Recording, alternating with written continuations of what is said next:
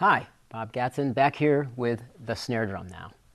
The snare drum is the best drum on the kit as far as I'm concerned because it's central to the kit. It's centrally located on the kit. And also, you play it more than any other drum, so you really want to get the snare drum right. Now, we're going to tune the snare drum, and there's a difference between the tom-toms and the snare drum. The tom-toms, the heads are in sympathy, moving back and forth, same pitch. Now, snare drum, the heads are tuned at two different pitches, and that's because the two heads are different even in thickness. One is half the thickness as the other, all right? So, let's start with the bottom head. And the pitch A is a great pitch to set the head at to start with. You can tune it a little below and above it, like between a G and a B, for instance, is the tuning range of a snare head. So, let's listen and sing, all right?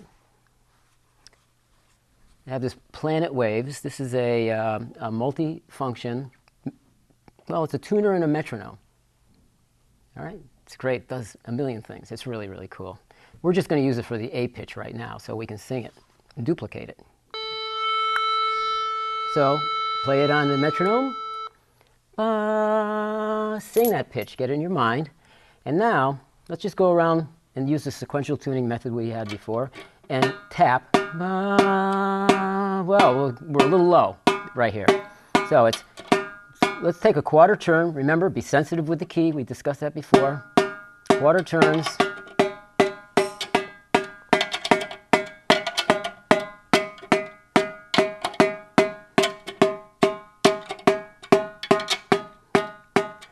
It's getting higher.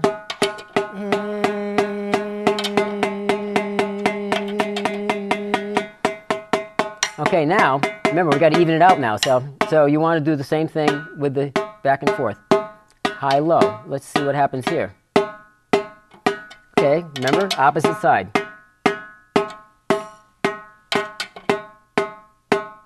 Lower, there's the same now. Lower. Same. There we go.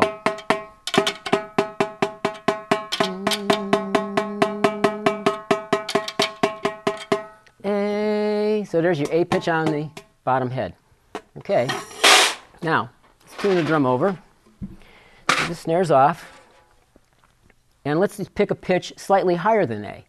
So A, da da da. How about we set it at like a C? Ba da da. How about there? C. Whoa, it's at a C. Well, let's turn it up to a C sharp, just for the fun of it. A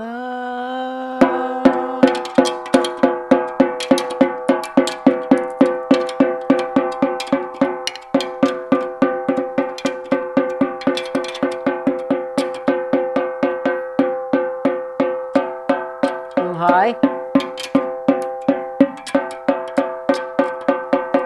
Low.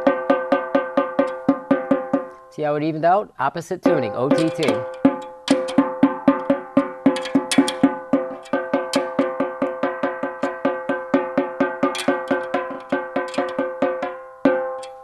So, a little bit of hit and miss with opposite tuning because you really don't know exactly where it's like. What I do is I keep going back and forth and you get a little technique going where you keep switching hands until you finally get the head at a C sharp. Now, the drum's ready to play. Nice sound, huh?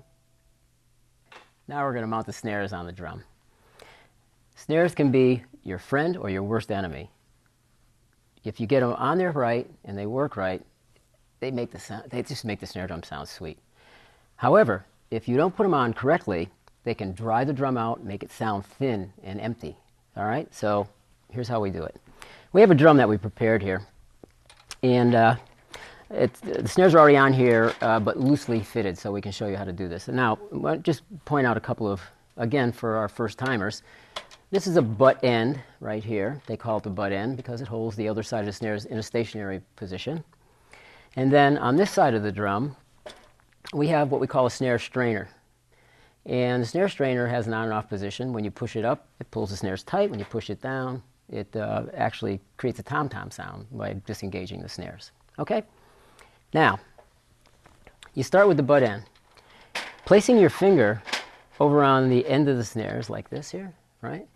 Pull this back and forth and get it centered in between the shell, the inside of the shell. You can just look over the drum, get it nice and centered. Here we go, right, just like that. Now, when you watch this. Now, if you tighten them in unevenly like this, you'll have snare wires that'll be loose and snare wires that'll be tight.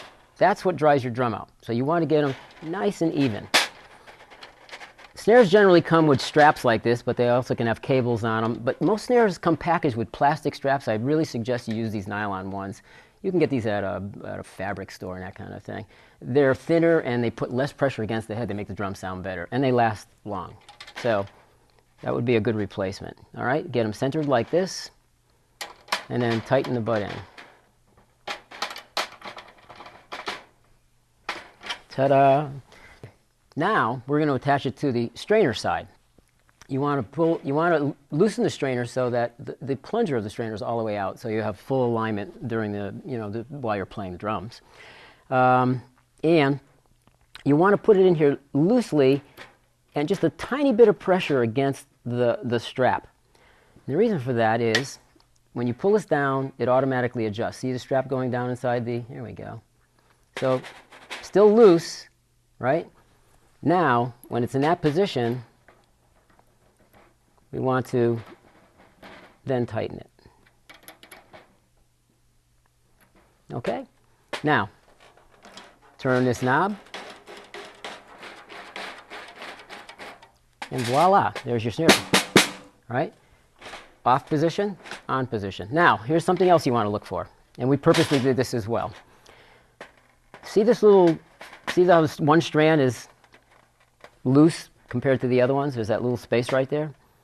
That's the beginning of these snares wearing out. So when you tighten it, well, it goes into position, but you're going to, every time you play, to get your snares to sound tight and distinct on it, you're going to turn this as tight as you need to turn it to make all the snares seat against the head. So you're going to be tightening it for that one bad snare, and the rest of the snares are going to be over tight. And you're going to get this very dried out sound. Like, for instance, not a nice loose sound. So, time to replace the snares. Even though they work, you're really killing the sound of the drum with them. That's about it. Have fun with your snare drum.